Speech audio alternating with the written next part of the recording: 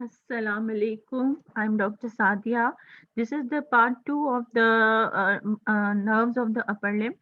So we have discussed the brachial plexus in detail. Now we'll discuss the role of the sympathetic fibers in the body. So when the sympathetic fibers, which are releases from the T1 to L2, and distributed to the body via the ventral ramus and the dorsal ramus, ये सारा हमने discuss किया कि किस तरह sympathetic fibers T1 और T1 से L2 तक arise होते हैं and they passes through the जो है ventral root and they release into the sympathetic ganglia and white fibers converted into the gray fibers and then the gray fibers then included then and companies with the ventral or motor fibers and then they will be the part of the spinal nerve and then distributed via the dorsal ramus and the ventral ramus to the anterior and the posterior body wall. अच्छा, अब कैसे अगर ये damage हो जाए तो what happens, एक syndrome हो जाता है जिसको कहते हैं हॉर्नर सिंड्रोम। तो सिम्टम्स क्या होते हैं हॉर्नर सिंड्रोम की? उसमें यूनिलैटरल टोसिस हो जाती है। आपकी जो लिड है ना, आईलिड, ठीक है बेटा, उसको उसके अंदर एक लिवेटर पल्पेब्री सुपीरियरिस मसल होता है जो आपके लिड को एलिवेट करता है, ठीक है। उसमें एक सिंपैथेटिक पोर्शन भी होता है। That sympathetic the smooth muscle portion is supplied by the sympathetic nerves, ठीक है। और वो भी आपका elevation of the upper lid में इन्वॉल्व होता है। जैसे ही सिंपैथेटिक फाइबर्स डैमेज हो जाते हैं तो वो जो आपकी लिड है ना वो नीचे की तरफ आ जाती है, उसमें टोसिस हो जाती है, वो गिर जाती है नीचे की तरफ, ठीक है। तो इतनी सही तरह आँख आपकी नहीं खुलती जितना एक नॉर्मल आँख खुल रही होती है, ठीक है? तो वो लिड नीचे की तरफ आ जाती है, उसको कहते हैं यूनिलैटरल टोसिस या ड्रूपिंग ऑफ द आईलिड, ठीक है? और मियोसिस मैंने आपको बताया था 2 तरह के स्फिंक्टर्स होते हैं प्यूपिल में, एक स्फिंक्टर प्यूपिली होती है, एक डायलेटर प्यूपिली होती है। स्फिंक्टर प्यूपिली जो है वो आपकी प्यूपिल को जो है वो नैरो करती है और डायलेटर प्यूपिली डायलेट करती है। तो जब सिंपैथेटिक फाइबर्स जो डायलेटर प्यूपिली को जो है सप्लाई करते हैं वो डैमेज हो जाते हैं तो फिर प्यूपल जो है वो ऑपोजिट जो है वो स्मॉल हो जाता है, मायोसिस बन जाती है, यानी प्यूपल मायोसिस बन जाती है, यानी प्यूपल स्मॉल हो जाता है। अच्छा, मैंने आपको एक और चीज बताई थी कि जो हमारे सिंपैथेटिक फाइबर्स हैं वो स्वेट ग्लैंड्स को भी अप्लाई सप्लाई करते हैं। तो जब सिंपैथेटिक फाइबर्स नहीं होंगे फेस पर तो लेक ऑफ स्वेटिंग भी हो जाएगी। अब नीचे जो लिड गिर गई है, this is the drooping of the lid, और प्यूपल जो है वो स्मॉल हो गया है, दैट इज मायोसिस, और एक स्वेटिंग उस जगह की चली गई है, this is called the lack of sweating. तो sympathetic neurons innervate the smooth muscle. मैंने आपको बताया जो आपकी लिड होती है उसमें एक लेवेटर पल्पेब्री सुपीरियरिस होता है और उसके साथ ही स्मूथ मसल फाइबर्स भी होते हैं that are supplied by the sympathetic neurons. Elevates the eyelid, उनका काम होता है एलिवेट करना उनको। द प्यूपिलरी डायलेटर मसल, ज़ाहिर है डायलेटर मसल अगर काम नहीं करेगा तो उसका जो एगोनिस्ट होगा यानी कॉन्ट्रैक्टर मसल जो होगा स्फिंक्टर प्यूपिली, वो एक्टिवेट हो जाएगा, वो डोमिनेंट हो जाएगा, तो प्यूपिल जो है वो मायोसिस यानी स्मॉल हो जाएगा, ठीक है। और स्वेट स्वेट ग्लैंड्स भी फेस के वो भी जो है वो स्वेटिंग प्रोड्यूस नहीं करेंगे क्योंकि उनके नर्व फाइबर्स जो है वो डैमेज हो चुके हैं।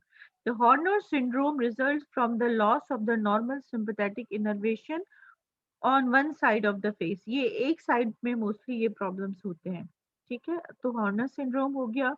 अब हम थोड़ा आगे जाते हैं।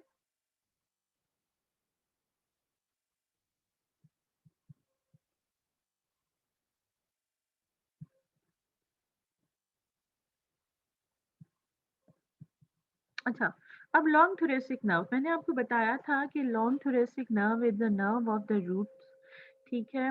ये रूट्स में से अराइज होती है, C5 C6 C7 से बनती है, देखें। arises from the root C5 C6 C7। Muscles involve, ये किस मसल को सप्लाई करती है? 10 दफा मैं आपको बता चुकी हूँ कि ये सेरेटस एंटीरियर को सप्लाई करती है। ये arises थ्रू द 8 डिजिटेशंस, ठीक है। अपर 8 रिब से अराइज होता है और ये medial border of the scapula, आप देखें ये स्कैपुला है, इसका ये मीडियल बॉर्डर है। मीडियल बॉर्डर क्यों कह रहे हैं? क्योंकि ये वर्टिब्रल कॉलम के जो है वो करीब है, ठीक है। तो अब जो है इसके जहां पर स्कैपुलरिस अटैच्ड होता है ना इसकी एंटीरियर सरफेस पे, वो वाला मीडियल बॉर्डर पे ये जाके अटैच हो जाता है। तो ये जो है ये सेरेटस एंटीरियर का क्या फंक्शन है, फंक्शन कौन सा लॉस होता है, एबडक्शन अबव 90 डिग्रीज। मैंने कहा आपको बताया था कि जो सेरेटस एंटीरियर है it is involve in the abduction up to 90 degrees, ठीक है। तो उसके बाद जो है ब्लोज और pressure in the posterior triangle of the neck, ठीक है। कोई भी कॉजेस क्या है, कोई भी ब्लो ऐसा जो आपके, ये देखें ये यहाँ पर होता है पोस्टीरियर ट्रायंगल ऑफ द नेक, यहाँ पर कोई किसी लड़ाई के दौरान कोई चोट लग जाए, क्योंकि ये पोस्टीरियर ट्रायंगल जो है इसमें ये नर्व्स जो है लॉन्ग थोरेसिक नर्व होती है। कोई ऐसा ट्रॉमा इंजरी, कोई किसी ने किसी को चाकू मार दिया, बुलेट मार दी, कोई डंडा ऐसा मार दिया जैसे डीप जो डीप स्ट्रक्चर्स हैं वो डैमेज हो गए, तो उसमें अगर लॉन्ग थोरेसिक नर्व अगर डैमेज हो गई नेक के अंदर, या सब समटाइम्स हम किसी फीमेल को ब्रेस्ट कैंसर हो जाता है, उसमें हम उसका पूरा जो जी लिम्फेटिक सिम्फेटिक सारे निकाल देते हैं। तो ये यहाँ पर होता है सेरेटस एंटीरियर इस साइड, तो यहाँ पर आके अटैच हो रहा होता है। तो ये ऐसे नहीं कि जब आप उसका ब्रेस्ट रिमूव करने के दौरान ये नर्व डैमेज हो गई, या किसी सर्जरी में हुई हो, या किसी ट्रॉमा में डैमेज हुई हो, तो क्या होगा इसकी, ये देखिए winging of the scapula, winging of the scapula, vertebral border, ये आपका वर्टिब्रल बॉर्डर है। वर्टिब्रल बॉर्डर क्यों कहते हैं, एक इसका लेटरल बॉर्डर है जहां पर आपकी ग्लेनोइड कैविटी होती है, एक इसका वर्टिब्रल बॉर्डर है which is nearer to the vertebral column, that's why it is called the vertebral border. ये इसका इंफीरियर एंगल है, देखें winging of the scapula, vertebral border and inferior angle of scapula unduly prominent. अब देखिए आपने आपका जो नॉर्मल स्कैपुला है वो देखिए इतना प्रोमिनेंट नहीं है, अपनी जगह पर है तो सही लेकिन प्रोमिनेंट नहीं है। जब मसल्स काम करना छोड़ देते हैं, मसल्स इसको क्या करते हैं स्कैपुला को अलोंग विद द थोरैक्स इसकी जो स्टेबिलिटी है उसको मेंटेन करते हैं। जब मसल पैरालाइज हो गया है तो ये जो स्कैपुला है इसका वर्टिब्रल बॉर्डर और इंफीरियर एंगल ये प्रोमिनेंट हो गया है। तो ये प्रोमिनेंस जो है it is called winging of the scapula and it is occur due to the damage of the long thoracic nerve which is a branch of the roots of the C5 C6 C7, ठीक है। तो ये आप याद रखिएगा कि winging of the scapula किस वजह से होता है। मैंने अब अभी आपको पढ़ाया हॉर्नर सिंड्रोम पढ़ा हमने और विंगिंग ऑफ द स्कैपुला पढ़ा, ठीक है। अब हम पढ़ रहे हैं कि अगर axillary nerve is the branch of the posterior cord of the brachial plexus, ठीक है। तो ये हमारी पोस्टीरियर कॉर्ड से आती है। अब हमने ब्रेकियल प्लेक्सस समझ लिया है ना, अब आपको डिफरेंट नर्व समझने में मुश्किल नहीं होगी, ठीक है। मैंने आपको डिफरेंट मसल्स भी कराए हैं, वो भी बार बार उनको पढ़े ताकि आपको जो है पता चले कि ये क्या हो रहा है, ठीक है। फ्रॉम द ये जो एक्सिलरी नर्व है it is coming from the posterior cord of the brachial plexus.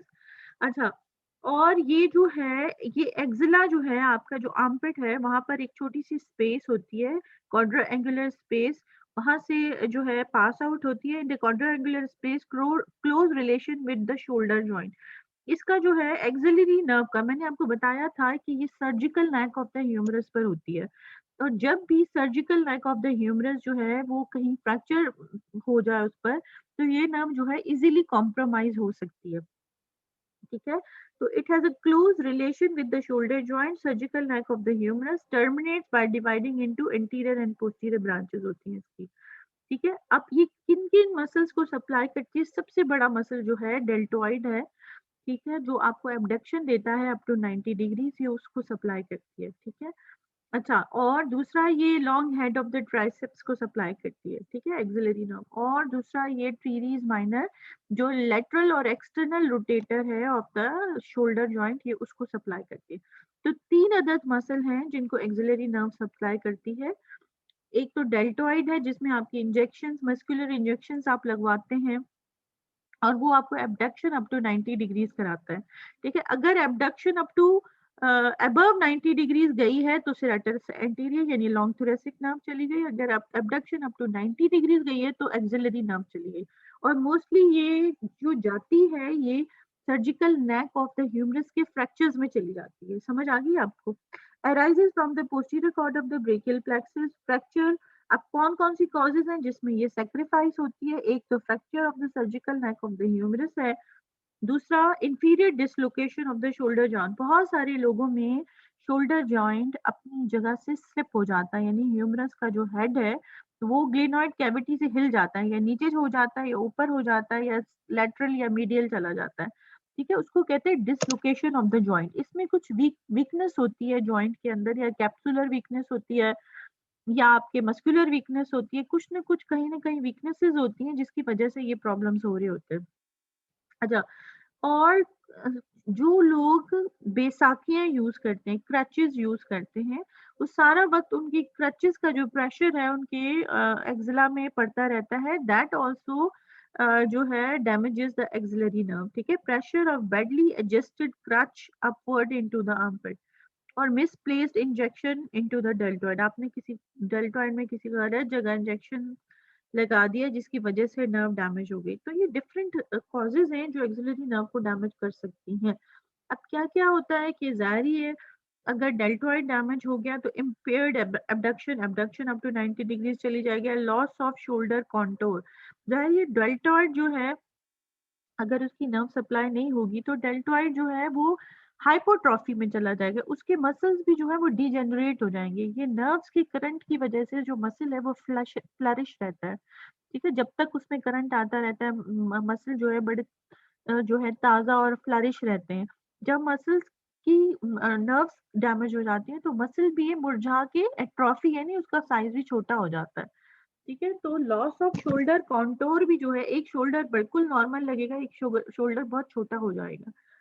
Teres minor क्या करता है? टीरीज माइनर जो है मैंने आपको बताया, ये लेटरल रोटेटर है और एक्सटर्नल रोटेटर है आपका शोल्डर जॉइंट का, और ये long head of the triceps को भी सप्लाई करती है। अच्छा, अब सेंसरी लॉसेस कहाँ कहाँ होता है? Upper lateral cutaneous nerve of the arm. ठीक है, ये आर्म है आपकी, यहाँ पर लेटरल क्यूटेनियस नर्व होती है, वो भी इसकी ब्रांच होती है एक्सिलरी नर्व की। Loss of skin sensation over the lower half of the deltoid muscle, यहाँ पर स्किन सेंसेशन भी आपकी लॉस हो जाती है। Upper lateral cutaneous nerve of the arm के डैमेज होने से loss of skin sensation over the lower half of the deltoid muscle. और ये क्या होता है? Regimental badge anaesthesia. यहाँ पर अगर आप टच करेंगे पेशेंट को तो आप पेशेंट कहेगा कि मुझे सेंसेशन फील नहीं हो रही, क्योंकि upper lateral cutaneous nerve of the arm damage हो चुकी है। ठीक है, अब आप देखिए यहाँ पर डिफरेंट नर्व के डैमेज होने का बता रहा है। अगर रिस्ट ड्रॉप हो रहा है इस तरह तो रेडियल नर्व डैमेज है। मीडियन नर्व में ये जो थीनार, ये जो हिस्सा होता है ना जहाँ पर आपका थम होता है, ये थम के साइड वाला, दिस इज कॉल्ड थीनार। और ये जो ये वाला साइड होता है दिस इज कॉल्ड हाइपोथीनार। तो हाइपोथीनार को अल्नर नर्व सप्लाई करती है और थीनार जो जगह है इसको मीडियन नर्व सप्लाई करती है। ठीक है, तो थीनार के साथ दो जो लेटरल लॉम्ब्रिकल्स हैं वो भी आपके जो हैं वो मीडियन नर्व सप्लाई करती है। ठीक है, अगर अल्नर नर्व डैमेज हो जाएगा तो ये आपके पास ये क्लॉ हैंड हो जाएगा। ठीक है, तो ये एप हैंड है, ये रिस्ट ड्रॉप है, ये क्लॉ हैंड है। ये डिफरेंट नर्व्स के डैमेज होने की वजह से आपको ये चीजें देखने को मिलेंगी। अब रेडियल नर्व क्या है ये मैं आपको बताती हूँ। रेडियल नर्व जो है उसकी ब्रांचेस होती हैं, कुछ क्यूटेनियस ब्रांचेस होती हैं। पहले तो ये एक्सिला में होती है। आपको पता है कि रेडियल नर्व जो है वो C5 C6 C7 C8 T1 सारों से मिलकर बनती है। ठीक है, रेडियल नर्व जो है बड़ी ब्रांच है posterior cord of the brachial plexus की, और जो जहाँ सारी पोस्टीरियर डिविजन्स आपस में ज्वाइन होती हैं, अपर ट्रंक की, मिडिल ट्रंक की, लोअर ट्रंक की, सारी पोस्टीरियर डिविजन्स मिलकर जो है पोस्टीरियर कॉर्ड बनाती है, और पोस्टीरियर कॉर्ड से फिर आपकी रेडियल नर्व जो लार्जेस्ट ब्रांच है वो निकलती है। ठीक है, तो ये एक नर्व देती है posterior cutaneous nerve of the arm, जो आपकी आर्म को सप्लाई करती है, क्यूटेनियस में नहीं, स्किन की सप्लाई। ठीक है, और वहां पर जो मसल्स होते हैं ट्राइसेप्स उसके लॉन्ग हेड को सप्लाई करती है। एक्सिला में जो ब्रांचेस आती हैं यानी आपके आर्मपिट में, वो लॉन्ग हेड को आती हैं और medial head of the triceps को आती हैं। सारी पोस्टीरियर जो मसल्स हैं ना बेटा, आर्म के हो या फोर आर्म के हो, ये सारे के सारे जो एक्सटेंसर्स हैं they are supplied by the radial nerve.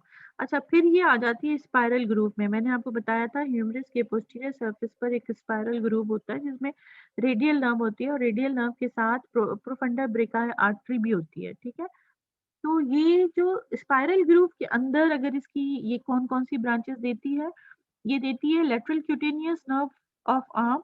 ठीक है, और ये सारी मैं आपको दिखाती हूँ कि लेटरल क्यूटेनियस नर्व कहाँ सप्लाई करती है, posterior cutaneous nerve of the arm कहाँ सप्लाई करती है, और ये देती है posterior cutaneous nerve of the forearm. अब ये क्यूटेनियस नर्व फोरआर्म को सप्लाई करती है, ये लेटरली सप्लाई करती है आर्म को, और ये पोस्टीरियरली सप्लाई करती है आर्म को। ठीक है, ये सारी स्किन की नर्व्स हैं।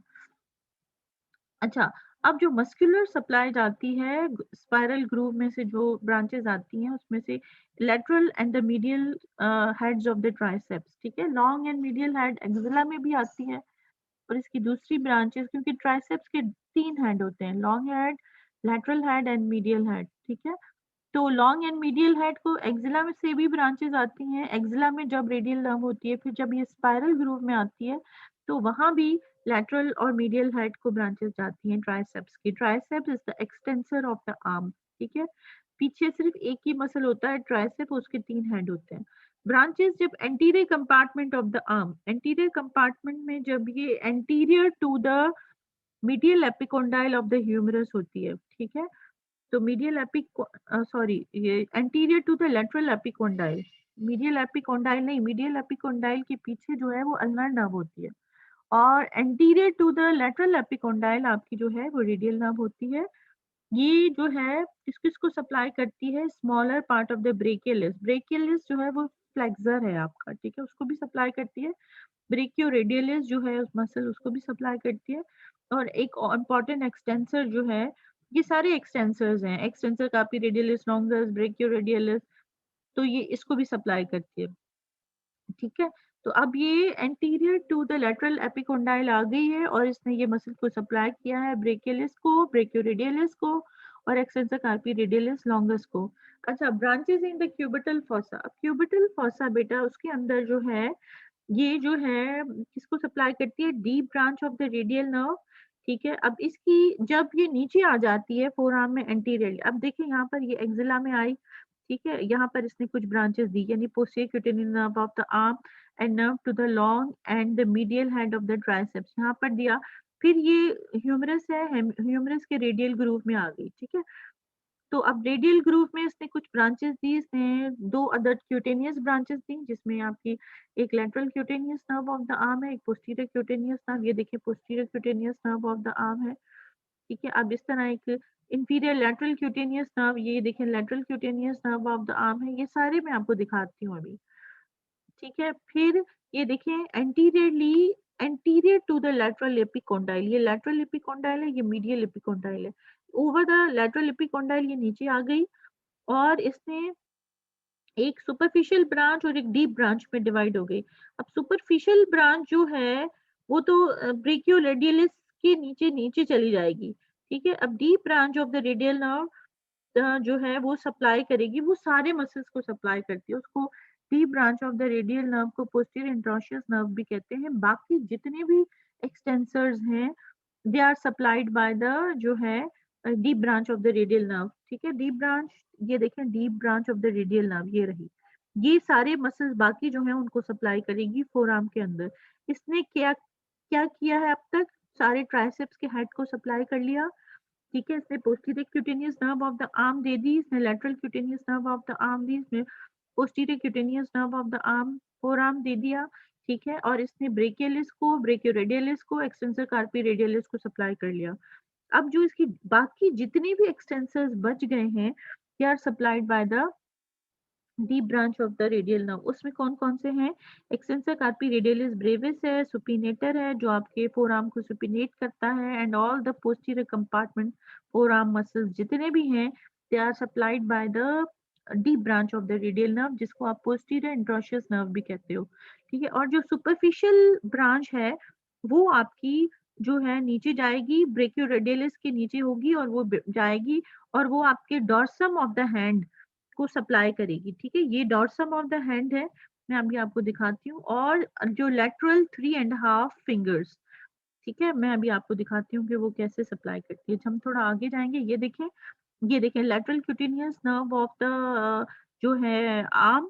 ठीक है, this is a branch of the radial nerve, ये posterior cutaneous nerve of the, इतना जो आपके हिस्सा है ये सारा रेडियल नर्व की ब्रांच जो है क्यूटेनियस नर्व जो है वो सप्लाई करेगी। ठीक है, ये देखिए posterior cutaneous nerve of the forearm आपको सप्लाई कर रही है, और जो इसकी सुपरफिशियल ब्रांच है, ठीक है, ये सारा जो है 3.5 फिंगर्स, ये देखिए आपका डॉर्सम ऑफ द हैंड, ऊपर वाले पोर्शन ऑफ द हैंड को डॉर्सम ऑफ द हैंड कहते हैं। जैसे आपका पामर पोर्शन होता है, इस तरह डॉर्सल पोर्शन होता है।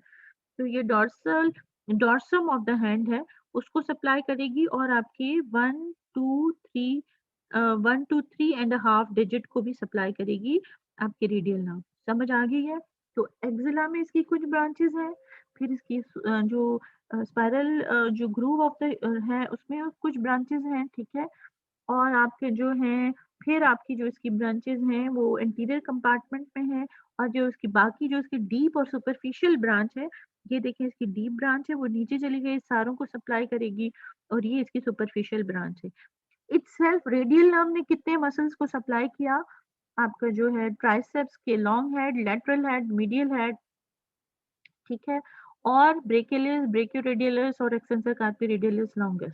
बाकी जितने भी मसल हैं वो डी ब्रांच यानी पोस्टीरियर इंट्रोशियस नर्व सप्लाई करेगी, ठीक है। और आपका जो है जो कौन कौन सी नर्व्स इसने दी एक्सिला में आपको? Posterior cutaneous nerve of the arm, ये देखिए posterior cutaneous nerve of the arm, ठीक है, ये posterior cutaneous nerve of the forearm.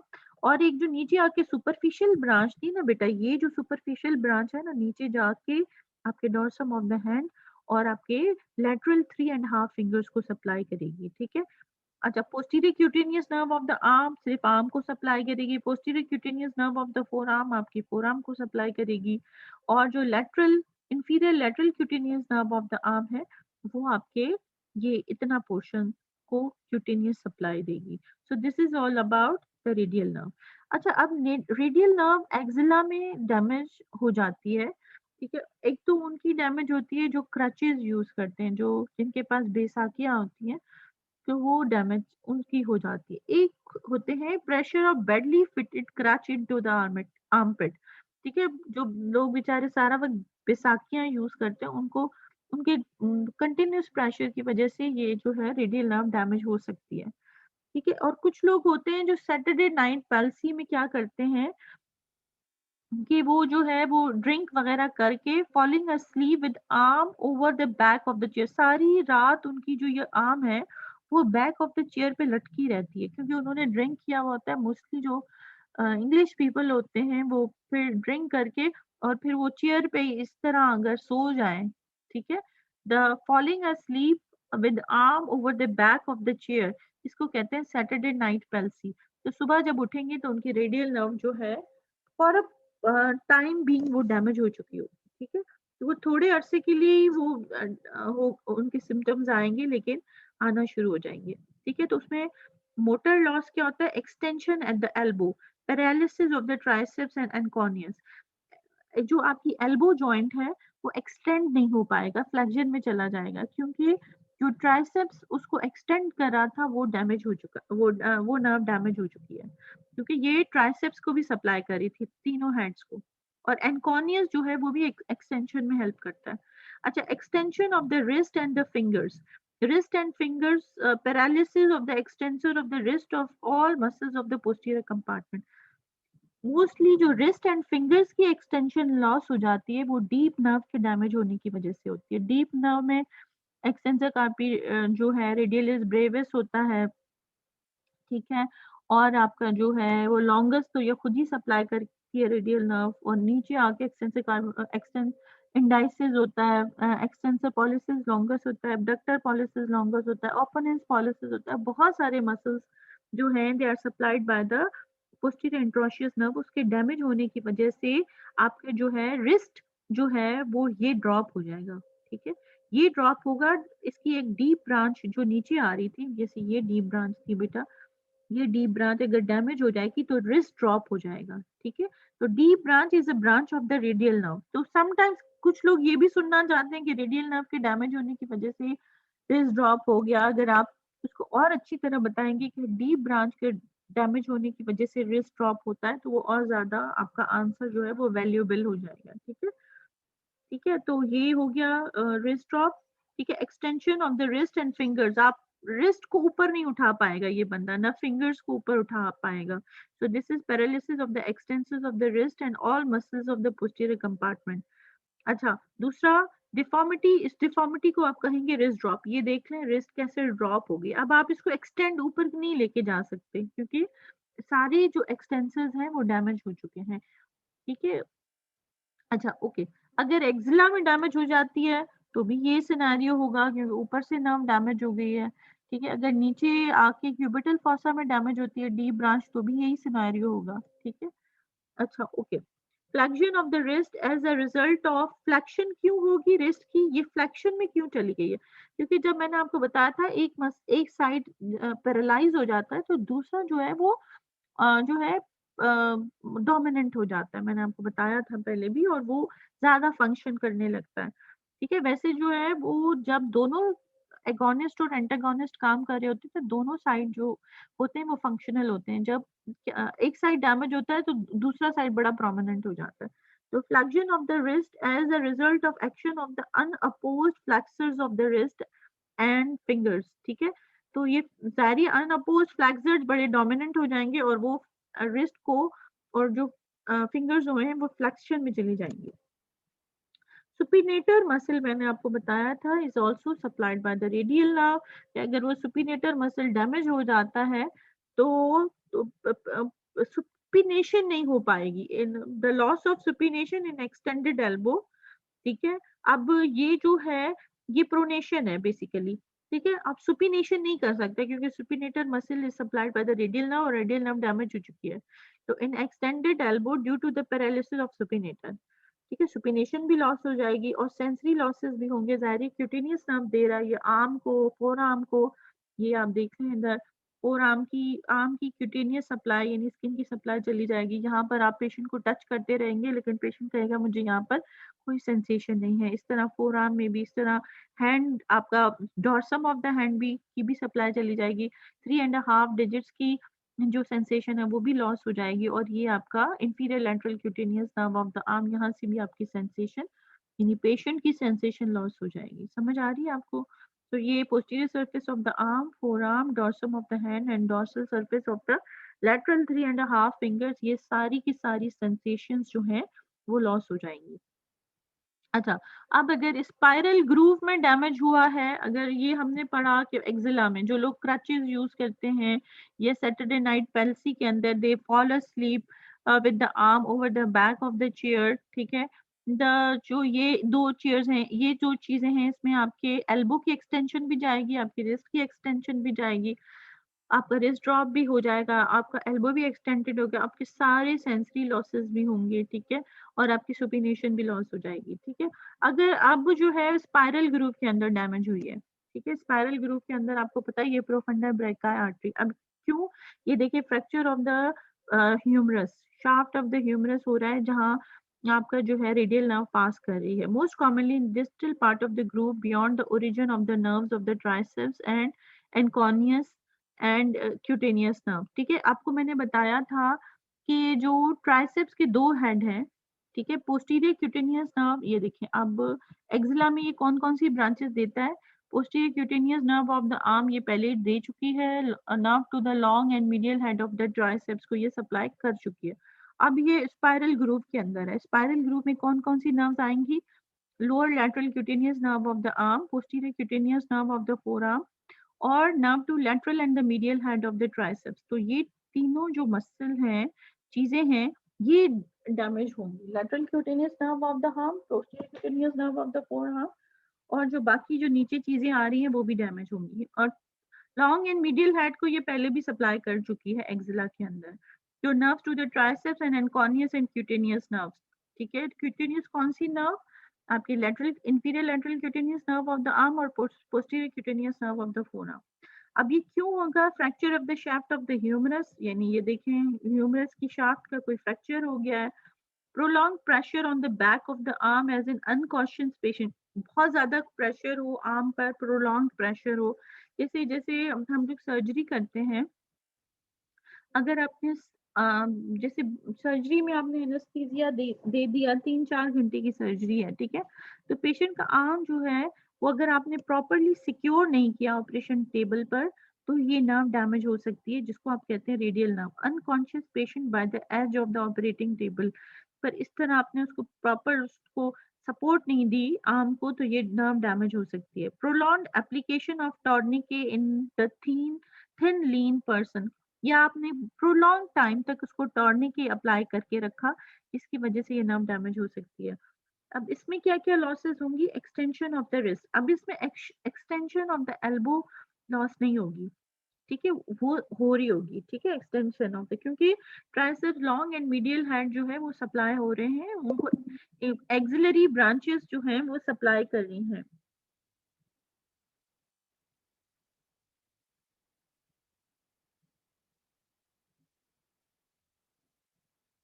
ठीक है बेटा, तो एक्सटेंशन ऑफ द रिस्ट पे अफेक्ट होगा, एक्सटेंशन ऑफ द एल्बो पे अफेक्ट नहीं होगा। और posterior cutaneous nerve of the arm भी अपनी जगह पर काम कर रही होगी। अब यहाँ पर एक्सटेंशन ऑफ द रिस्ट में मसला होगा, फिंगर्स एंड द थंब वो नहीं होगा, उसमें एक्सटेंशन नहीं होगी। और एल्बो एक्सटेंशन सही होगी, वो स्पेयर्ड होगी, ठीक है, क्योंकि उसकी ब्रांचेस जो है वो एक्सिला से आ रही हैं। अब देखिए डैमेज किस जगह हुई है ये भी बड़ा मैटर करता है, ठीक है। तो इसमें extension of the wrist and fingers जो है और थंब जो है ये अफेक्ट होगी। एल्बो की एक्सटेंशन ठीक रहेगी। और सेंसरी लॉसेस में क्या होगा कि जो आपका जो डॉर्सम ऑफ द हैंड और dorsum of the lateral 3.5 fingers, वो उसमें मसला आएगा, ठीक है। Sensation of the posterior arm and the four arm वो भी सही होंगी, ठीक है बेटा।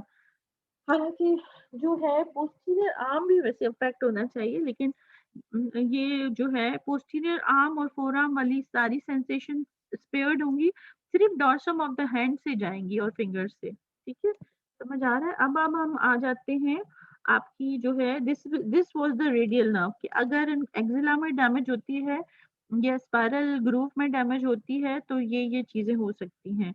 अब एक और भी ये भी एंटीरियर कंपार्टमेंट में भी दिखाना था कि रिस्ट पे भी अगर डैमेज होती है तो भी, अगर नीचे कहीं डैमेज होती है ना, डीप ब्रांच को डैमेज होती है, तो भी आपकी एक्सटेंशन ऑफ द रिस्ट पर अफेक्ट आएगा, ठीक है बेटा, एक्सटेंशन ऑफ द रिस्ट पर अफेक्ट आएगा और रिस्ट ड्रॉप हो जाएगा आपका। एक्सटेंशन अगर डीप ब्रांच को भी कोई मसला होता है ना, तो extension of the wrist and fingers damage होती है। स्पाइरल ग्रूव में हो या डीप ब्रांच नीचे क्यूबिटल फोसा के नीचे हो, उसमें भी ये extension of the wrist and fingers loss होती है, ठीक है। So this is all about the radial love for today. और जो है थैंक यू सो मच। अगर कोई चीज समझ ना है देन प्लीज आस्क मी, ठीक है।